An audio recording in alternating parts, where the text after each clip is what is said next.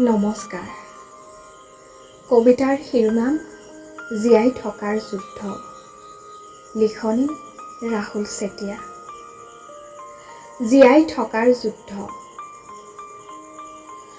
দুনয়নত অলেখ অযুত স্বপ্নলৈ প্ৰাপ্তি অপ্ৰাপ্তিৰ দুমোজা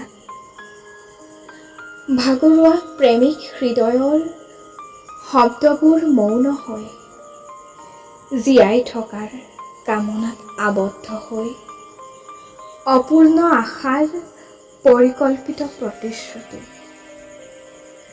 আয় ব্যয়ৰ হিচাপ গণি মুক্ত হস্তে প্ৰেমৰ নাওখনি মেলি হাঁহি হাঁহি বুৰাই পেলাওঁ মাজ সাগৰত জীৱন যুঁজৰ পালতৰা নাওখনি।